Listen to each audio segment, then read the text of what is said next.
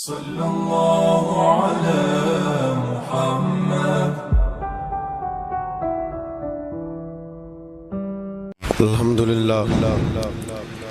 الحمد لله رب العالمين والعاقبة للمتقين والصلاة والسلام على أشرف الأنبياء والمرسلين وعلى آله وصحبه أجمعين. أما بعد، أعوذ بالله من الشيطان الرجيم.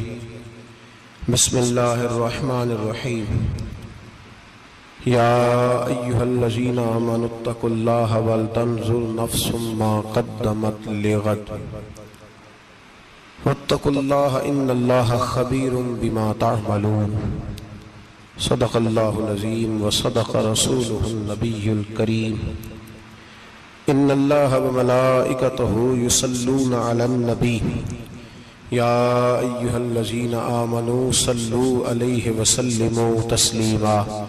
الصلاة والسلام عليك يا سيدي يا رسول الله وعلى آلك وأصحابك يا حبيب الله. اللهم صل على سيدنا ومولانا محمد معدن الجود والکرم وآلہ وبارک وسلم.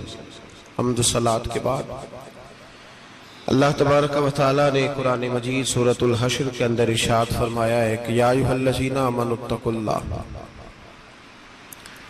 اے ایمان والو اللہ سے ڈرو. وَلْتَنْظُرْ نَفْسٌ مَا قَدَّمَتْ لِغَدٍ، ہر آدمی یہ سوچ لے کہ اس نے اپنے آگے کیا بھیجا ہوا ہے، جو اس نے آخرت کے لیے جمع کرایا ہے وہ کیا ہے، یہ غور کر لے وہ. وَاتَّقُوا اللَّهَ، اور پھر ڈر جاؤ اللہ سے. إِنَّ اللَّهَ خَبِيرٌ بِمَا تَعْمَلُونَ، فرمایا تم جتنے مرضی پردے ڈالتے پھرو، تمہارے رب کو تمہارے تمام کاموں کی خبر ہے. اسے پتہ ہے تم کیا کرتے، وہ جانتا ہے. عزیز دوستو، بزرگوں اور بھائیوں، قرآن مجید نے دو چیزوں پر بڑا زور دیا ہے.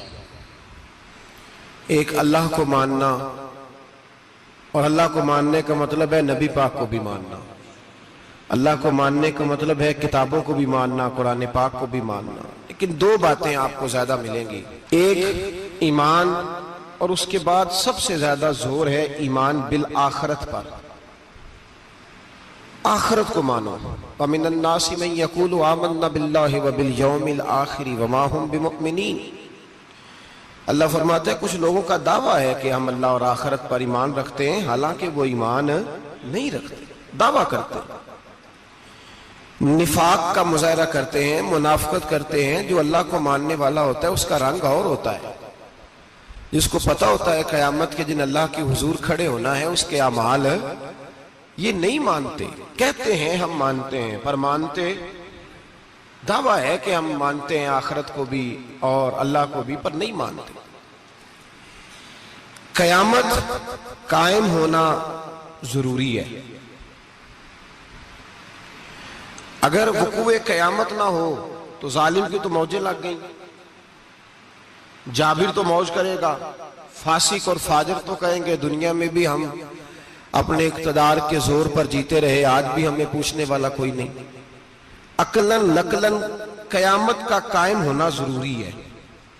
قیامت قائم ہوگی تو مظلوم کو اس کے ظلم پر داد رسی کی جائے گی اور ظالم کو سزا ملے گی. ایک آدمی ساری زندگی دنیا کے اندر لوٹ مار کرتا رہا، دھوکہ فریب فراڈ کرتا رہا، اس کی راتیں شراب و کباب میں گزر گئیں، وہ مرے اور بات ختم ہو گئی، ٹھیک ہے موج کر کے چلا گیا. ایک آدمی ساری زندگی اس نے اللہ تبارک و تعالیٰ کی رضا کے لیے اپنی نظر کی حفاظت کی، زبان کی حفاظت کی، یہاں تک کہ دل کی بھی حفاظت کی، وہ بھی مرے تو معاملہ ختم ہو گیا. اس طرح تو پھر سرکش کا کچھ بنے گا ہی نہیں. نظام زندگی ساری اس کی سوچ ختم ہو کے رہ جائے گی اگر قیامت قائم نہیں ہوتی. قیامت کا قائم ہونا حق ہے. اس لیے قرآن مجید نے ایک جگہ پہ نہیں 20 جگہ پہ یہ بیان فرمایا ہے کہ قیامت ضرور قائم ہوگی.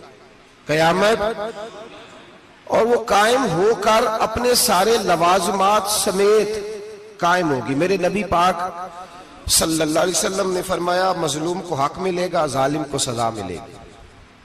جابر اس دن اللہ کی بارگاہ میں رسوا کیے جائیں گے، جن پر جبر کرتے رہے انہیں اللہ کے حضور سے عطا کیا جائے گا۔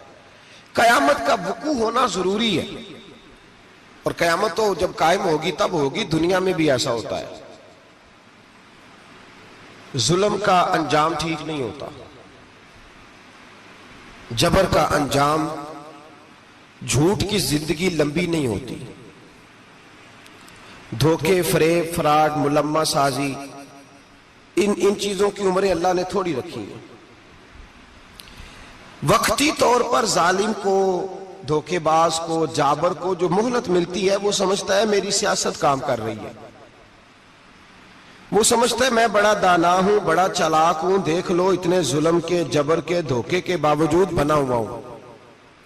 حالانکہ اللہ کی طرف سے اسے مہلت ملتی ہے، اور بڑا ہی مہربان ہے، مہلت اس طرح دیتا ہے کہ میرے نبی پاک علیہ السلام نے فرمایا جب میرا مسلمان نیکی کرتا ہے تو اللہ فرشتوں سے فرماتا ہے 70 گنا بڑھا کے لکھ لو اس کی نیکی، 70 گنا۔ اور جب گناہ کرتا ہے تو اللہ فرماتا ہے ٹھہر جاؤ ابھی لکھنا نہ، اسے ٹائم دو۔ یا اللہ کتنا؟ فرمایا 24 گھنٹے تو دو، ہو سکتا ہے توبہ کر لے، یہ اس کی مہربانی ہے۔ اب وہ جو اللہ نے مہلت دی ہے نا کہ شاید توبہ کر لے، لوگ سمجھتے ہیں میری چالاکی کی وجہ سے نظام سیٹ چل رہا ہے، میں بڑا تیز ہوں، 2 4 5 باتیں بولتا ہوں سب صحیح ہو جاتا ہے۔ لوگ اس کو اپنی دانائی سمجھ لیتے ہیں، حالانکہ وہ اللہ کی طرف سے۔ فرعون نے کئی 100 سال حکومت کی، اور اس طرح اس نے ظلم کیے کہ لاکھوں اور ہزاروں بچے قتل ہی کرا دیے، 12,000 عورتوں کے پیٹ میں حمل تھا اس نے ضائع کرا دیا۔ جب حضرت موسیٰ علیہ السلام اپنی قوم کو لے کے نکلے، راستے میں دریا آ گیا، فرعون پیچھے لگا ہوا تھا، وَإِذْ فَرَقْنَا بِكُمُ الْبَحْرَ فَأَنْجَيْنَاكُمْ، اللہ فرماتے تمہارے لیے میں نے دریا کو پھاڑا اور تمہیں نجات دے دی، وَأَغْرَقْنَا آلَ فِرْعَوْنَ، اور فرعون کو غرق کر دیا، وَأَنْتُمْ تَنْظُرُونَ، تم کھڑے دیکھ رہے تھے۔ اب جب حضرت موسیٰ دریا کے کنارے پہنچے تو فرعون بھی پیچھے آیا۔ فرعون لوگوں سے کہا کرتا تھا کہ میں کہتا ہوں تو دریا چلتا ہے، میں کہتا ہوں تو ہوائیں آتی ہیں، میرے حکم کے پابند ہے سارے۔ جاگ رہے ہیں نا آپ حضرات، غور فرمائیے گا بات پر۔ دعویٰ تھا اس کا کہ میں کہتا ہوں تو نظام زندگی چلتا ہے۔ اب جب دریا کے کنارے پہنچی حضرت موسیٰ علیہ السلام تو اللہ نے حکم دیا کہ آپ عصا ماریں۔ جناب موسیٰ نے عصا مارا، 12 رستے بن گئے۔ اب حضرت موسیٰ کی قوم گزر رہی تھی تو فرعون سے پوچھنے لگے کہ تو کہتا تھا میرے حکم سے چلتا ہے، تو وہ تو حضرت موسیٰ نے ڈنڈا مارا ہے تو رستہ بن گیا ہے۔ باز نہیں آتا انسان باز بنے بڑے ہیں اس کے پاس، بڑی دلیلیں ہیں، جھوٹ سچ بول کے اپنے آپ کو مطمئن کرتا ہے، آخر دم تک تبدیل ہونے کو تیار نہیں ہوتا، دلیلیں گھڑتا رہتا ہے، بناتا رہتا ہے، شور کرتا ہے جان بوجھ کے۔ بھئی تو کہتا تھا میرے چلانے سے چلتا ہے، تو باز ابھی بھی نہیں آیا۔ کہنے لگا میں نے ہی حکم دیا ہے کہ ذرا پھٹ جا، مجھے یہ زندہ چاہیے۔ باز رسی جل گئی، بال کہنے لگا میں نے ہی کہا ہے دریا کو کہ یہ مجھے زندہ چاہیے، میرے بھاگے ہوئے ہیں تو اس لیے پھٹا ہے، تو آؤ میرے ساتھ دریا کراس کریں۔ تو پتا تو ان کو بھی تھا نا جتنا تو رب بنا ہوا ہے، پتا تو تھا، سارے جانتے تھے۔ کہنے لگے تو پہلے کراس کر، اگر تو بچ گیا تو ہم بھی پیچھے آتے ہیں۔ اب چاروں ناچار۔ ایک روایت تو یہ ہے کہ یہ جب خدائی کا دعویٰ کرتا تھا نا، تخت پہ بیٹھا ہوتا تھا، تو ایک دن حضرت جبریل آئے اس کے پاس انسانی شکل میں، تو کہنے لگے میں بڑی دور سے آیا ہوں تو ایک مسئلہ پوچھنا تھا۔ کہا پوچھو۔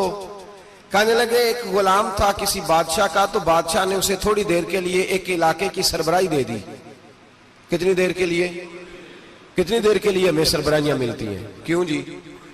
تھوڑی دیر کے لیے ملتی ہے نا، تھوڑی دیر کے لیے سربراہی دے دی ایک غلام کو۔ ذرا بات کو سمجھیے، حضرت جبریل پوچھتے ہیں، کہتے ہیں سربراہی مل گئی، اب وہ مالک ہی بن کے بیٹھ گیا ہے، وہ بات ہی نہیں سنتا، اس کو تھوڑی دیر کے لیے بنایا تھا، وہ تو خدائی کا دعویٰ کرنے لگا ہے۔ آپ بتائیں اس کا انجام کیا ہونا چاہیے؟ یہ مسئلہ پوچھنے آیا ہوں۔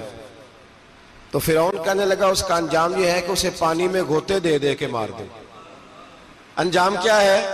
بولیے بولیے، کیا انجام ہے؟ کیا انجام ہے جی؟ پانی میں اللہ اکبر اپنی سزا تجویز کر رہا ہے. اس کی سزا کہ اسے پانی میں گوتے دے دے کے مارو ظالم کو. اسے تھوڑی دیر کے لیے بنایا تھا اور وہ چھائی گیا ہے, قبضہ ہی کر گیا ہے. حضرت جبریل کہنے لگے جی آپ لکھ کے دے دیں گے؟ کہنے لگا لاؤ لکھ دیتے ہیں. لکھوا لیا. جناب جبریل رکا لے کے تشریف لے گئے. اب جب فرعون دریا میں آیا نا تو اللہ نے حکم دیا مل جا. جب دریا ملا چیخنے لگا تو حضرت جبریل آئے, کہنے لگے تیرا ہی فتویٰ ہے, یہ تیری سزا ہی ہے نا. ہم بھی بڑی سزائیں تجویز کرتے ہیں. یہ جھوٹا ہے جی, اس کا تو فلانا علاج ہونا چاہیے, تو اگر تو جھوٹ بولے تو یہ فلانا بڑا جاور ہے جی, اس کے ساتھ اس طرح ہونا چاہیے, تو اگر تو یہ کام کرے تو جو سزا تو لوگوں کے لیے تجویز کر رہا ہے تو اپنے بارے میں بھی سوچ. اب جب گوتے آئے نا آخری وقت دیکھا وہ فرعون جو کہتا تھا میری مرضی سے دریا چلتا ہے. علامہ ساوی نے تفسیر ساوی میں لکھا ہے تڑپ کے رونے لگا.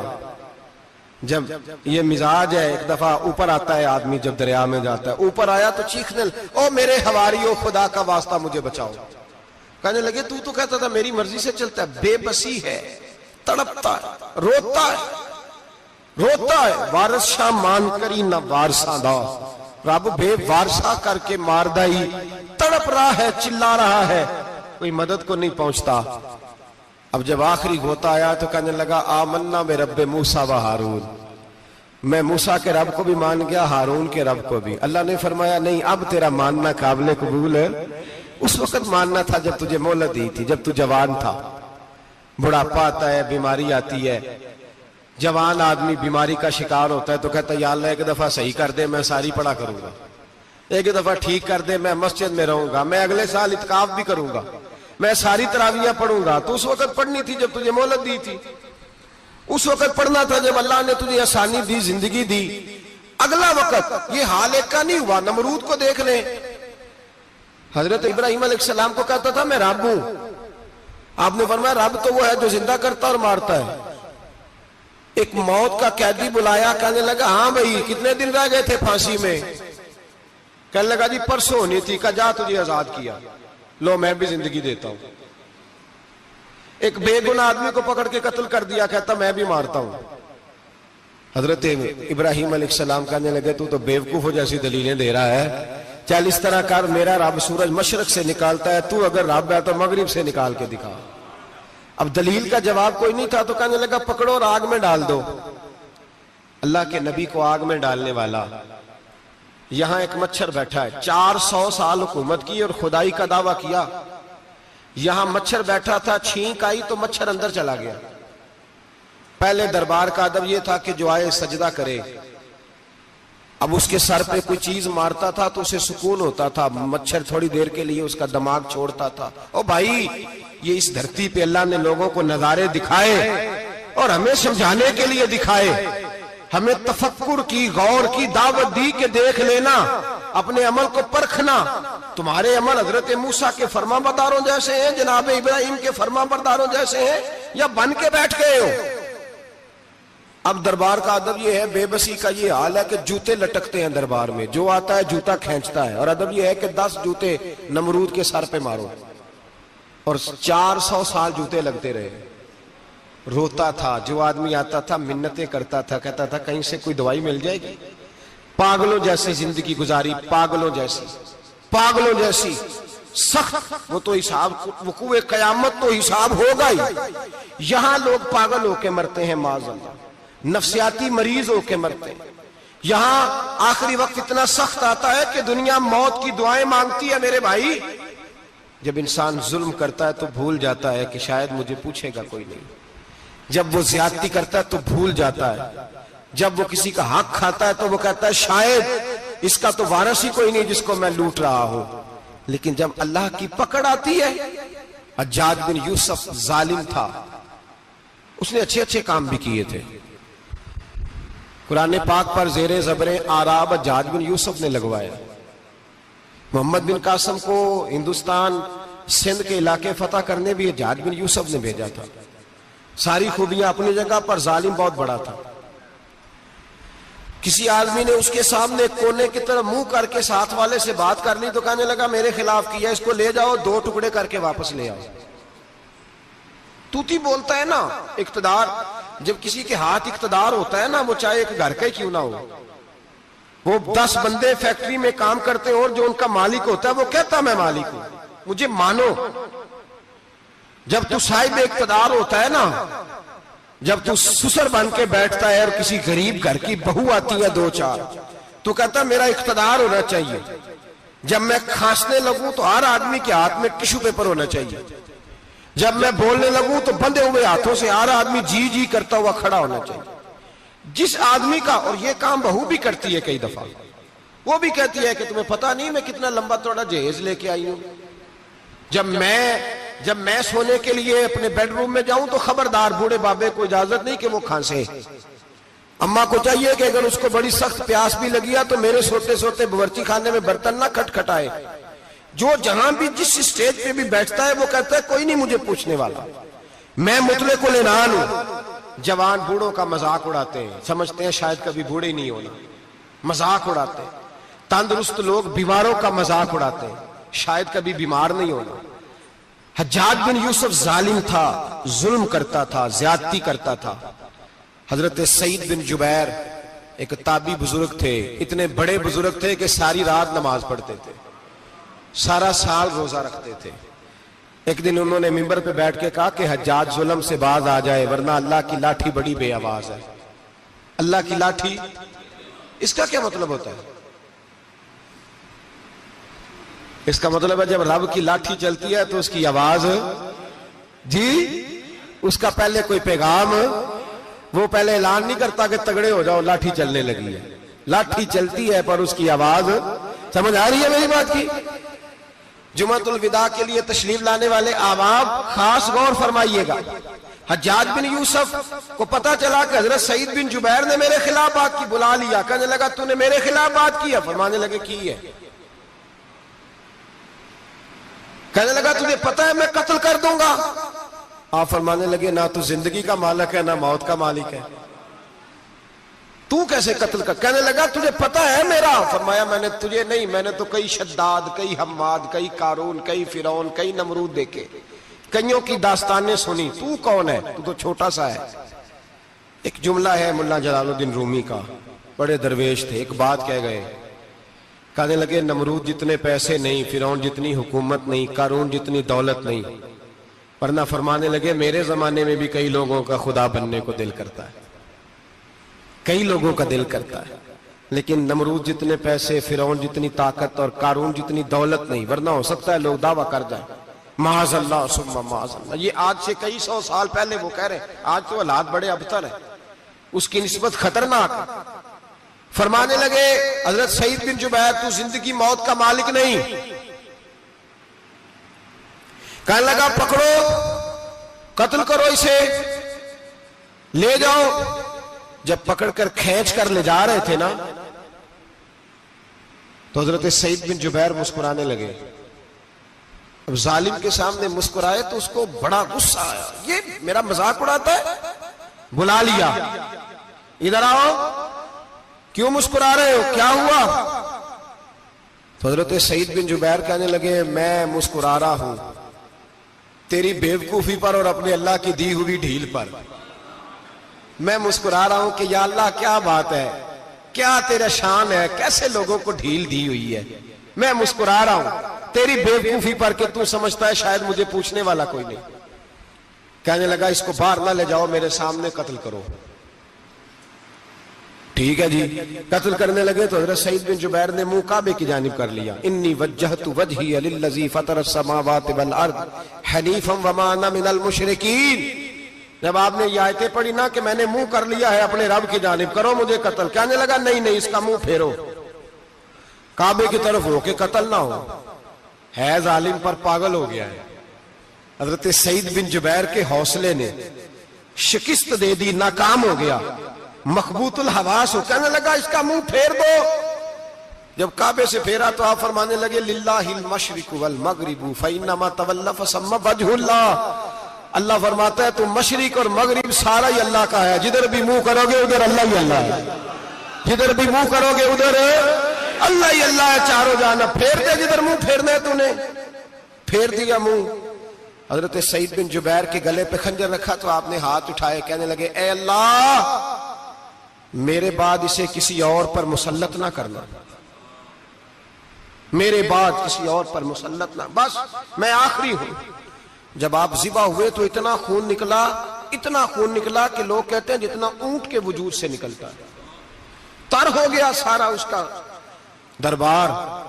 ایک سمجھدار آدمی کو بلا کے کہنے لگا اتنا خون میں نے بڑے بندے قتل کرائے ہیں پر اتنا خون نہیں نکلا۔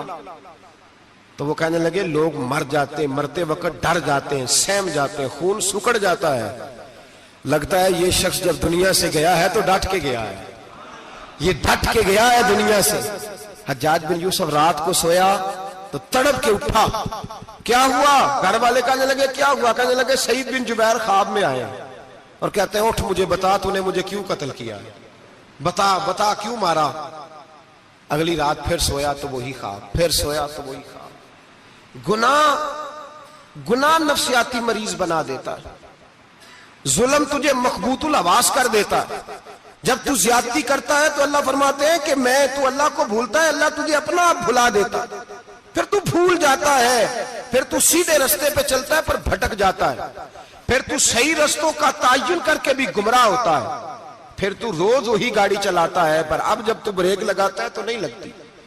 جب گناہوں کے ساتھ تو مخبوط الحواس ہوتا ہے تو روز وہ کاروبار کرتا ہے، لیکن جب تیرے گناہ تجھے گھیر لیتے ہیں پھر اسی کاروبار میں تو نقصان اٹھاتا ہے۔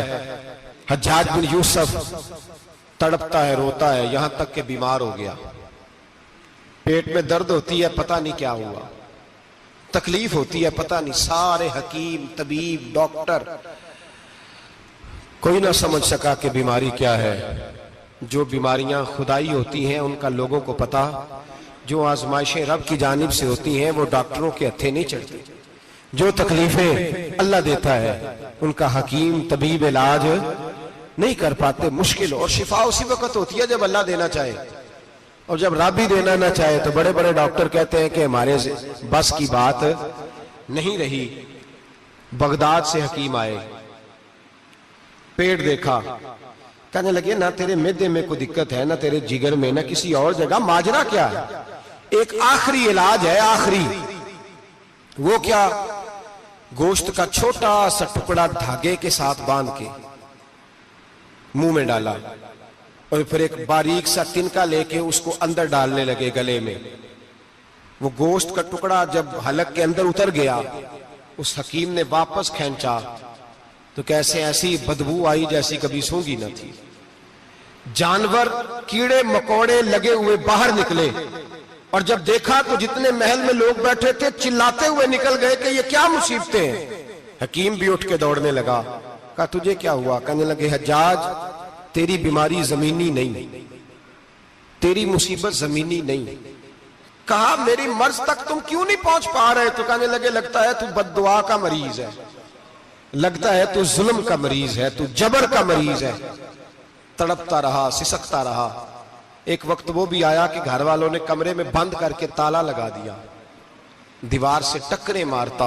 او بھائی، جو گناہوں کے بیمار ہوتے ہیں انہیں شفا نہیں ہوتی، جو ظلم، جبر، بربریت کے بیمار ہوتے ہیں انہیں سکون قلبی میسر نہیں آتا۔ دوائیاں ان بیماریوں کی بنی ہوئی ہیں جو بیماریاں زمینی ہیں، جو بیماریاں خوراک کی بد پرہیزی سے ہوتی ہیں، جو گناہوں کی بد پرہیزی سے ہوتی ہیں، ان کی بیماریاں، ان کی شفا توبہ ہے، ان کی شفا رجوع اللہ ہے، ان کی توبہ، اللہ سے معافی مانگنے سے شفا ہوتی ہے۔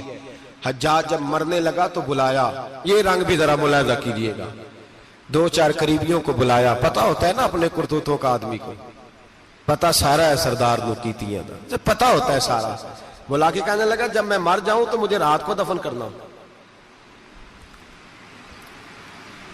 کیوں بھائی، عورت ہے؟ کہنے لگا نہیں، رات کو دفنانا۔ ٹھیک ہے، رات کو دفنا دیں گے۔ پھر کہنے لگا جب صبح ہو جائے تو صبح ہونے سے پہلے پہلے میری قبر زمین کے برابر کر دینا، نشان مٹا دینا۔ کہا وجہ؟ تو کلمہ پڑھتا ہے اور حضور کا حکم ہے کہ قبر کم از کم ایک بالش، ایک گیٹ اونچی ہونی چاہیے زمین سے، کم از کم، تو تیری قبر مٹا دے، وجہ؟ پتہ ہوتا ہے اپنے ظلموں کا۔ کہنے لگا مجھے پتا ہے لوگ میرے مرنے کے بعد میری قبر بھی نہیں چھوڑیں گے. دنیا میں تو میرے جبر کی وجہ سے کوئی آ نہ سکا، لیکن میری قبر بھی لوگ جنازوں میں باتیں شروع کر دیتے. جنازوں میں نے ایسی بھی داستانیں سنی ہیں کہ کوئی مرا تو لوگ جوتوں کا ہار قبر پہ ڈال آئے. نہیں بھائی، تو جب زندہ تھا تو تیرے جبر ظلم کی وجہ سے نہیں کو بول سکا. ایک تو ہے قیامت میں حساب ہوگا، یہاں دنیا میں حساب ہونے لگتا. اتنی لمبی زبانیں لوگوں کی لٹک کر مرتے وقت باہر نکل آتی ہیں. دعا کریں، جمعہ ہے، اللہ تعالیٰ ایمان کی موت عطا فرمائے. دعا فرمائے رب تعالیٰ اللہ تبارک و تعالیٰ توبہ کر کے جانے کی توفیق عطا فرمائے. جاگے جاگے اور سنے اور دعا کرے، اے اللہ تو ہمیں ظلم سے ویسے ہی محفوظ فرما. اگر ہم زیادتی کرنے لگے تو اے اللہ ہمیں اس سے منع فرما. ہمیں اس سے تو یہ توفیق دے کہ ہم باز آ جائیں اس گناہ سے. میرے بھائی، ایک تو دنیا میں سزا ہے، پھر قیامت کی سزا ہے، اور وہ زیادہ سخت ہے. وہ زیادہ سخت ہے. ہم لوگوں نے نا ہیلے بہانے بڑے بنائے ہوئے ہیں. بینک کے ساتھ کاروبار کرنے والا کہتا ہے نہیں مجبوراً لیا ہے، مجبوراً. مر رہا تھا تو آخری لبوں پہ تھا تو جائز ہے، جائز ہے. اس وقت جب تجھے کھانے کو لقمہ نہ لگے تو حرام کھانا بھی جائز ہے. کیا دقت تھی؟ کیوں اللہ رسول کے مقابلے میں کھڑا ہوا تو؟ کیوں سود کا دھندا کیا؟ کیا تکلیف تھی؟ کہاں تو الجھ گیا تھا؟ ہم جان بوجھ کے اپنے لیے جہنم کٹھی کرتے ہیں، پھر کہتے ہیں سکون نہیں زندگی میں. کہاں سکون آئے گا؟ کیسے آئے گا؟ ہم نے خود آگ لگائی ہے چمن میں اپنے. جو قیامت کی سزا ہے، میرے نبی پاک علیہ السلام نے فرمایا رب تمہیں سامنے کھڑا کرے گا. اور کس طرح کھڑا کرے گا؟ فرمایا لوگوں کے وجود سے کپڑے اتر جائیں گے، زمین اس طرح دہکے گی جس طرح تانبا زمین پہ رکھا جائے اور آگ جلائی جائے. تانبا دیکھا آپ لوگوں نے؟ یہ بھی گرمی گزری ہے نا، تو فرش پر جب سورج پڑتا تھا تو ننگے پاؤں چلا نہیں جاتا تھا. صحیح کہہ رہا ہوں؟ ننگے پاؤں، بچے کا پیر زمین پہ لگتا ہے تو چیخ اٹھتے ہیں، کہتے ہیں اوہ جل گیا پیر. حالانکہ یہ فرش دنیا کے. اور اگر تانبے کے اندر خاصیت ہے کہ اگر کوئی دھات جلدی اور زیادہ گرم ہوتی ہے تو وہ تانبا ہے. میرے نبی نے مثال دی تو اس کی دی جو سخت تھا.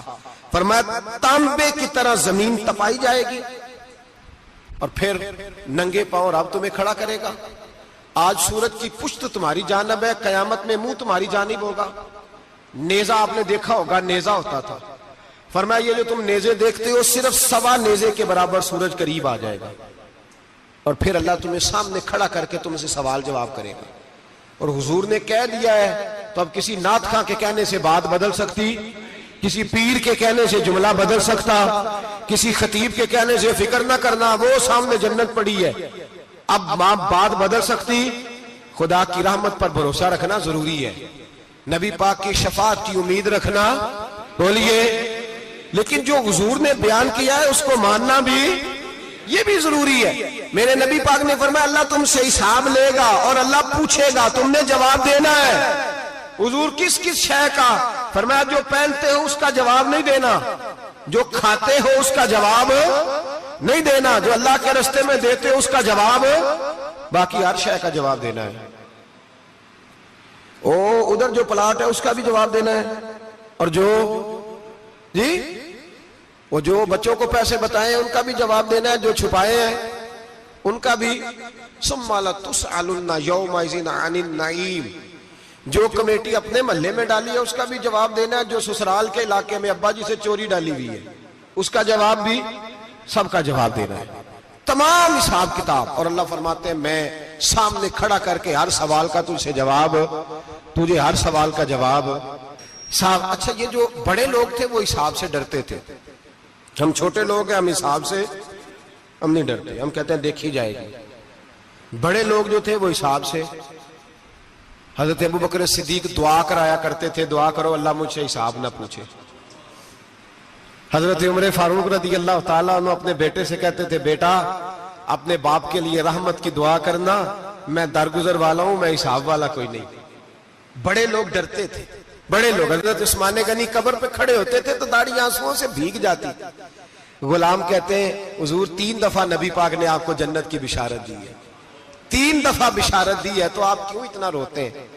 عثمان غنی فرماتے جس رسول نے مجھے جنتی کہا ہے اسی محبوب نے مجھے فرمایا تھا عثمان قبر آخرت کی منزلوں میں سے پہلی منزل ہے. اور آپ فرماتے میرے تو کمرے میں دیا گل ہو جائے تو مجھے ڈر لگتا ہے، اس میں تو مکمل اندھیرا ہے. آپ فرماتے کھڑکیاں بند ہو تو دم گھٹنے لگتا ہے، اس کو تو دروازہ ہی کوئی نہیں، روشن دان تک نہیں. بھائی جو بڑے تھے وہ ڈر رہے تھے. مولا علی شیر خدا نماز کا وضو کر کے کانپتے تھے، کانپتے. علی آپ مرحب کے سامنے نہیں کانپے، خیبر کا دروازہ اکھاڑتے نہیں کانپے، بدر احد خندق حنین اور خیبر میں نہیں کانپے، تو یہاں آپ فرمانے لگے مالک کے سامنے جاتے ہوئے ڈر آتا ہے. بڑے لوگ کانپتے تھے، بڑے لوگ. آج کون سا جمعہ ہے؟ سارے بولیے. حالانکہ یہ اگلے سال دوبارہ آئے گا، ہمارا نہیں پتا کہ ہم ودا ہو جائیں کہ کیا بنے. یہ کون سا جمعہ ہے؟ آیا جمعۃ الوداع، آئے ہم پڑھیں. آج ایک فکر لے کر کے جانا، ایک سوچ.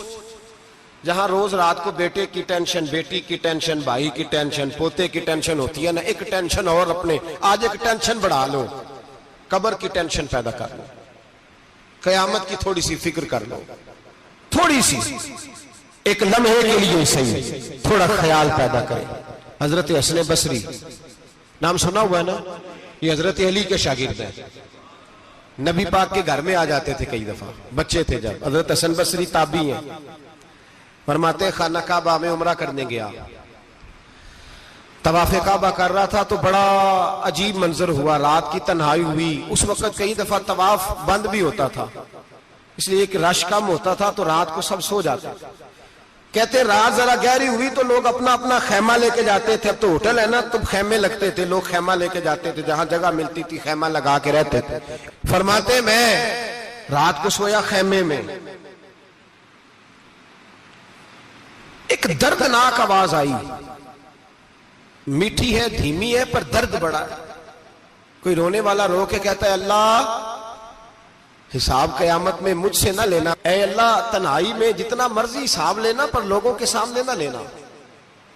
اور پھر کہتا ہے اللہ فضل تو تب کرے جب تو میرا حساب پوچھے ہی نہ. پھر چند منٹ گزرے تو پھر وہ رونے لگا. میرے کانوں میں آواز آئی، کہنے لگا اے اللہ حساب تو ان کا لیا جاتا ہے جو حساب کے قابل ہوتے ہیں. اعلیٰ حضرت کہتے ہیں نا رضا سے تو کیا حساب لے گا، رضا بھی کسی حساب میں ہے. اے اللہ میں قابل نہیں، مجھ سے حساب نہ لینا. کہتے تھوڑی دیر گزری تو پھر وہ رونے لگا. پھر ذرا سانس سنبھلے تو پھر کہنے لگا اے اللہ میں تو لوگوں کو کوئی بندہ حساب پوچھ لے تو نہیں دے سکتا، میں تجھے کیسے حساب دوں گا.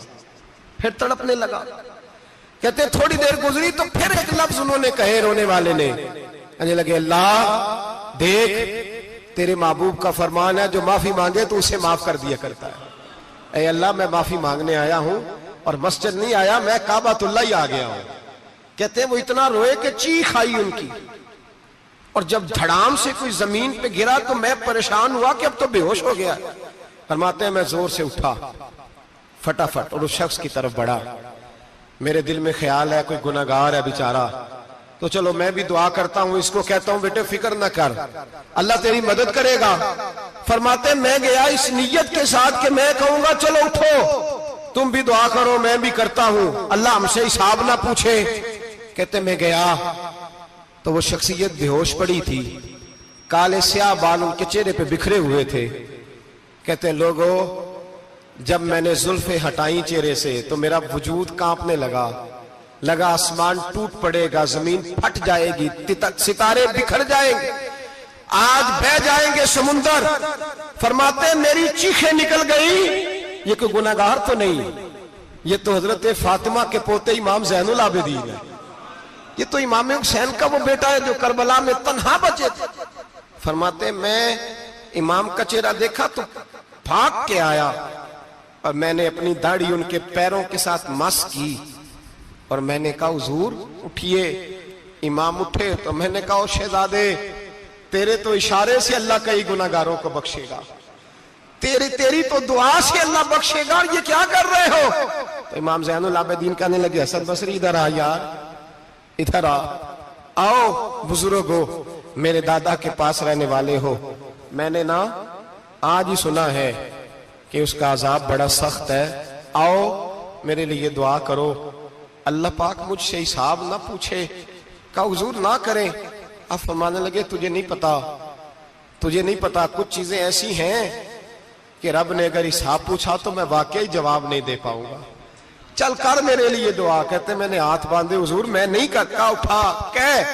فرماتے میں نے ہاتھ اٹھائے، میں نے کہا اے اللہ تیرے رسول کا شہزادہ ہے، یہ تیرے رسول کا شہزادہ ہے، یہ کہہ رہا ہے تو فضل کر۔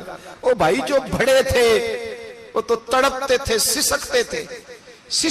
ابو علی ہیتی کہتے خانہ کعبہ میں پتھر پہ سر رگڑ رگڑ کے کوئی بوڑھا کہہ رہا تھا اے اللہ اول تو حساب نہ لینا، اور اگر لینا تو مجھے اندھا کر کے اٹھانا، میں تیرے نیک بندوں کے سامنے شرمندہ نہیں۔ اقبال رو پڑے، اقبال کچھ لوگوں نے لکھا ہے یہ آخری ربائی ہے ڈاکٹر اقبال کی، آخری، اس کے بعد شاید اس نے کلام نے کچھ سیرت نگاروں کا خیال ہے۔ اقبال مدینے کی طرف منہ کر کے کہنے لگے تو غنی از ہر دو عالم من فقیر، اللہ تو غنی ہے میں تو فقیر ہوں، روز محشر عذر ہائے من پذیر، اے اللہ اول تو میرا کوئی عذر قبول کر لینا محشر کے دن، اور اگر نہ کرنا ہوا اگر تمہیں بینم حسابم نہ گزیر، اگر ضرور ہی میرا حساب لینا ہے، اے اللہ اگر تو نے ضرور لینا ہے، اے اللہ اگر ضرور ہی لینا حساب، اول تو میرا عذر مان لینا، میری کمزوری پہ رحم کرنا، اے اللہ میرے بڑھاپے پر میری کمزوری پر رحم کرنا، اگر ضرور حساب لینا ہے از نگاہ مصطفیٰ پنہا بغیر، تو اے اللہ ذرا حضور کی نگاہوں سے اوجھل کر کے لینا، اے اللہ مجھے شرم آئے گی۔ میرے مصطفیٰ کریم فرمائیں گے میں تو تجھے ہر بات سمجھا کے آیا، ایک جگہ تیری رہنمائی کر کے آیا، تو کیسے عمل کما، ذرا اوجھل کر کے از نگاہ مصطفیٰ پنہا بغیر، ذرا حضور کی آنکھوں سے اوجھل کر کے سائیڈ پہ کر کے لینا، میں برداشت نہیں کر پاؤں گا۔ حضرت ابو علی ایتی کہتے ہیں بابے نے سر رکھا ہوا ہے اور کہتے ہیں اللہ مجھے اندھا کر کے اٹھانا، فرماتے میں گیا، میں نے کہا چلو میں دعا کرتا ہوں جا کے۔ فرماتے جب میں نے جا کے بزرگوں کی کمر پہ ہاتھ رکھا، ان کا چہرہ دیکھا تو یہ کوئی گناہگار تو نہیں، یہ تو بغداد کے پیر عبد القادر جیلانی ہے، یہ تو محبوب سبحانی غوث سمدانی ہے، یہ تو وہ شخص ہے جو قدم لگائے تو اللہ ولایت عطا کرتا ہے۔ جو بڑے تھے وہ ڈر رہے تھے، معین الملت والدین عطائے رسول ہند الولی غریب نواز حضرت خواجہ معین الدین اجمیری رحمت اللہ علیہ، خواجہ قطب الدین بختیار کاکی کو تنہائی میں بلا کے کہنے لگے معین الدین سید زادہ ہے، معین الدین حضور کے خاندان میں پیدا ہوا ہے، معین الدین سے اس کے پیر کو بڑی امیدیں تھیں، معین الدین کو رسول پاک نے ہندوستان بھیجا تھا، پر قطب الدین یار معین الدین تبلیغ کا حق نہیں ادا کر سکا۔ حضرت خواجہ قطب الدین کہنے لگے حضور 90 لاکھ تو مسلمان کر دیے، اور کیا حق تھا؟ فرمایا نہیں، جب تو تہجد کی نماز پڑھے نا بیٹا اپنے لیے دعا مانگنا تو خدا سے کہنا مولا میرے پیر کی کوتاہیاں معاف کر، وہ جس اعزاز کا تھا وہ کام نہیں کر سکتا، جو بڑے تھے ان کی تو باتیں بڑی تھی، یہ جو ہم چھوٹے آئے ہیں نا نئے ٹکٹیں دیتے پھرتے ہیں، ٹکٹیں، بے نمازی جاہل ان پڑھ پیر ٹکٹیں بانٹتا ہے لوگوں کو، تو بھی بخشا ہے تو بھی بخشا ہے، وہ 90 لاکھ لوگوں کو رائے حق پر لگا کے بھی کہتے تھے نہیں حق تو یہ ہے کہ حق ادا نہ ہوا، حق تو یہ ہے کہ حق، کوئی شے پلے نہیں، ڈٹا ہوا کھڑا ہے مسلمان، ڈٹا ہوا، یہ حساب سنے۔ کسی نے حضرت ابو ہریرہ سے کہا کہ کوئی ایسی حدیث سناؤ جو آپ کو بھی بڑی محبوب ہو۔ حضرت ابو ہریرہ نے چیخ ماری، رونے لگے اور بے ہوش ہو گئے، پھر ہلایا پانی پلایا، اٹھے، کہا حضور بات کی تھی حدیث سنائے، پھر رونے لگے۔ ہمیں تو نہیں نہ رونا آتا، ہمیں تو تب آتا ہے جب بیٹا بات نہ مانے، ہمیں تو تب آتا ہے جب کاروبار میں نقصان ہو جائے، ہمیں تو تب رونا آتا ہے جب ہمارا کوئی دوست ہمارے بارے میں غلط بات کر دے، بے عزتی دنیا کی ہو جائے۔ حضرت ابو ہریرہ 3 دفعہ ہوش آیا، 3 دفعہ روئے اور کہنے لگے عزیزو یہ وہ والی حدیث ہے کہ میں سوچتا بھی ہوں تو میں تڑپ اٹھتا ہوں۔ کہا کون سی حدیث؟ تو حضرت ابو ہریرہ کہنے لگے میں نے نبی پاک سے سنا ہے قیامت میں سب سے پہلے علماء کا حساب ہوگا، سب سے پہلے۔ علماء کا. رب کریم فرمائے گا تمہاری دین کے نام پر بڑی موجیں تھیں، تمہارے بڑے پوسٹر چھپتے تھے، لائنیں بنا کے لوگ تمہارے ہاتھ چومتے تھے، لوگ تمہاری گڑی کو بھی چومنا اپنے لیے سعادت سمجھتے تھے. بتاؤ میرے رسول کے نام پر کھانے والوں کیا کر کے آئے ہو؟ عمل بتاؤ، عمل. موج بڑی کی نا تم نے، بتاؤ عمل. علماء عالم عرض کرے گا اے اللہ میں جگہ جگہ تیرے رسول کے دین کی بات کرتا تھا، میں قرآن کے درس دیتا تھا، میں راتیں بیدار رہ کے تیاریاں کرتا تھا، میں جو بن سکا کیا. رب فرمائے گا نہیں، تو نے تو اس لیے کیا تھا کہ لوگ تجھے پیر صاحب کہیں، مولانا صاحب کہیں، تیرے نعرے لگائیں، تو لگے نہیں پھر تیرے نعرے؟ پھر لوگوں نے لمبے لمبے القابات پکارے نہیں تیرے؟ حضور سید عالم علیہ السلام فرماتے پہلا حساب اس کا لے گا جو عالم کہلاتا تھا.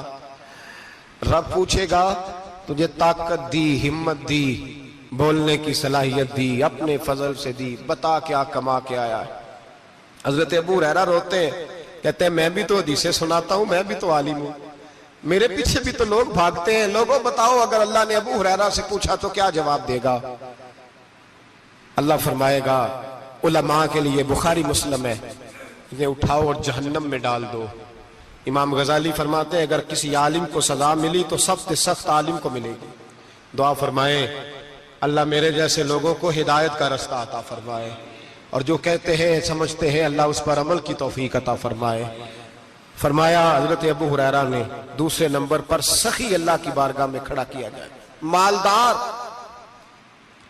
رب فرمائے گا بول کچھ ایسے بھی تھے جن کے پاس شام کی روٹی نہیں تھی، تجھے میں نے تیری تجوری بھر کے تجھے دولت عطا کی، تجھے وراثت میں نے مربے دیے، جائیدادیں دی. بتا وہ کچھ وہ تھے سویرے مزدوری کرنے جاتے تھے، کما کے لاتے تھے، ہزاروں روپیہ تیری بینک میں پڑا تھا، بتا کیا کیا تو نے؟ اے اللہ میں نے مسجد میں دیے، مدرسے میں دیے، 30 دن افطاریاں پکاتا رہا. اللہ فرمائے گا تو جھوٹ بولتا ہے، تو سارا کچھ اس لیے کرتا تھا کہ لوگ تجھے سخی کہے. ہاں ہاں تیرا اعلان ہوا مسجد میں، لوگوں نے کہا وہ دیکھو کتنے پیسے دے رہا ہے، اس کا وہ دیکھو نام لکھا ہوا ہے ہسپتال کے ایک کونے میں کہ یہ والا بلاک فلاں سیٹھ صاحب نے بنایا، یہ دیکھو لکھا ہوا ہے کہ یہ کمرہ مدرسے کا اس نے بنایا، تو لکھ دیا گیا، نعرے لگ گئے، اب جا دوڑ جا. اللہ جہنم میں پھینک دے گا. فرمایا پھر شہید کھڑا کیا جائے گا. ہاں بھئی تجھے طاقت دی، ہمت دی، بتا کہاں خرچ کی، کہاں؟ اے اللہ شہید ہی ہو گیا. فرمایا وہ تو اس لیے ہوا تھا کہ لوگ تجھے شہید کہیں، بہادر کہیں، تیرے نام پہ روڈ کا نام رکھا جائے، تمغائے حسن کارکردگی ملے سو مل گیا.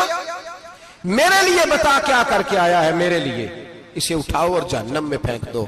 بھائیو عذاب کڑا ہے، عذاب سخت ہے، حساب سخت ہے، اور جو حساب لینے والا ہے اس کو میں نا تراویح ہو رہی تھی تو قاری صاحب نے ایک سورہ یاسین شروع کی، وَامْتَازُوا الْيَوْمَ أَيُّهَا الْمُجْرِمُونَ. اللہ فرماتا ہے قیامت میں کہوں گا مجرم جو ہے نا وہ صفوں سے باہر آ جائے، صفوں سے باہر آ جائے. ایک ہمارے فزکس کے ٹیچر ہوتے تھے تو بڑی سخت چھڑی مارتے تھے، تو جب وہ قد بھی بڑا تھا، جلال بھی بڑا تھا، اور اصول بڑے اچھے انسان تھے لیکن سخت تھے، تو مجھے یاد آتا تھا کہ جب وہ سویرے آ کے کہتے جس نے کام نے لکھا وہ باہر نکل آئے. 2 قسم کی چوٹ لگتی تھی. ایک تو خیال یہ آتا تھا کہ شرمندگی بڑی ہوگی کہ سارے اسٹوڈنٹ بیٹھے ہیں اور 2 3 4 ان کو کہا وہاں مرغے بن جاؤ، بڑی شرم آتی تھی. اور پھر جب وہ مارتے تھے تو اتنا سخت مارتے تھے کہ کئی دن تکلیف رہتی تھی، بتایا نہیں جاتا تھا.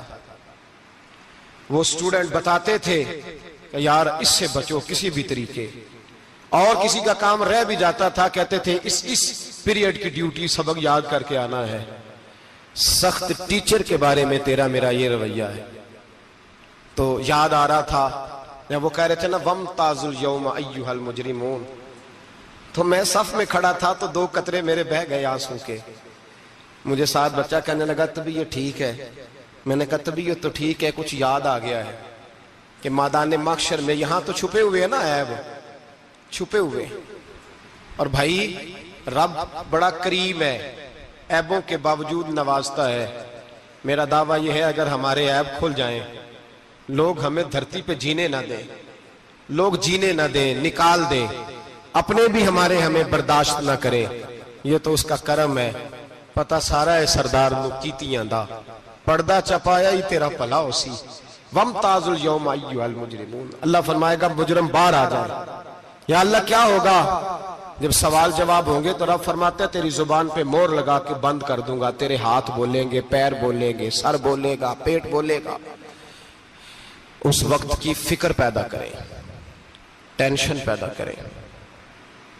وقوع قیامت حق ہے، اور باندھ کے نا لوگ پیر باندھ کے زور کے ساتھ باندھتے۔